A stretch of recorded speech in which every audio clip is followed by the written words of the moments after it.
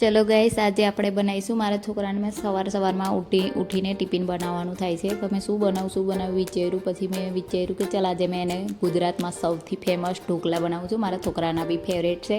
તો અહીંયા આગળ મેં થોડી સૂજી લઈ લીધી છે અને દહીં લઈ લીધું છે. મસ્ત મિક્સ કરી દઈએ આવી રીતના દહીં નાખીને.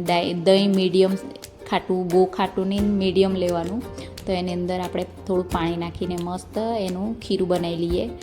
મસ્ત હલાવીને જેટલું ફેટે એટલું એનો એ મસ્ત આવી જાય છે. તો આવી રીતના મારે રેડી થઈ ગયું છે. અને હવે મેં નાખું છું મીઠું સ્વાદ અનુસાર.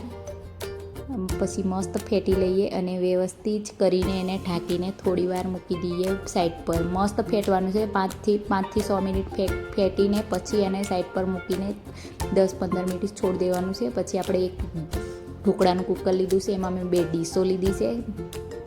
મારે 2 ડીશોમાં આવે એટલી છે. તમે 2 ડીશો લીધી છે, એક નાની અને એક મોટી. તો અહીંયા આગળ મેં તેલ લગાવેલું છું. તેલ લગાવીને આ બાજુ ઢોકળાનું કુકર પાણી ગરમ કરવા મૂકી દીધું છે. અને અહીંયા આગળ મેં છેલ્લે લાસ્ટમાં સોડો કે ઈનો હોય તો ઈનો નાખી શકો છો. મારી પાસે સોડો છે, ઈનો નહીં, તો મેં સોડો નાખ્યું છે. અને મારું ખીરું મેં મસ્ત હલાવીને બેટર રેડી થઈ ગયું છે. હવે મેં ઢોકળાનું કુકર પાણી ગરમ થઈ ગયું છે, તો અંદર ડીશો મૂકીને અંદર મેં ખીરું નાખું છું. જો આવી રીતના તમે નાખીને મસ્ત ઢાંકી દેવાનું. પછી 10-15 મિનિટ સુધી રહેવા દેવાનું. ત્યાં સુધી થઈ જાય છે કમ્પ્લેટ. જો મારું ખીરું મારા ઢોકળા બનીને રેડી થઈ ગયા છે. બહુ જ મસ્ત અને બહુ જ ટેસ્ટી લાગે છે. ગુજરાતમાં સૌથી ફેમસ છે બધાના. તો અહીંયા આગળ જો મારો ઢોકળા બનીને રેડી થઈ ગયા છે. હવે મેં કટિંગ કરી દઉં. અને મારા છોકરાને એની પર વઘાર નાખેલા નહીં સારા લાગતા, આવા સાદા જ ગમે છે. તો મેં એને માટે અલગથી ફટાફટ એને જવાનું છે. તો ફટાફટ મેં એનો ડબ્બો પેક કરી દઉં. તો અહીંયા આગળ મેં એને એમ જ પેક કરું છું. અને જે બધ છે એની પર અમે નાખીશું, તડકાવાળા લગાવીશું. તો અહીંયા આગળ મેં મારા છોકરાનો ડબ્બો રેડી કરું છું.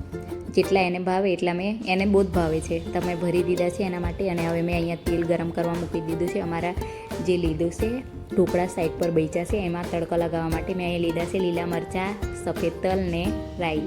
એનો તડકો લગાવું છું.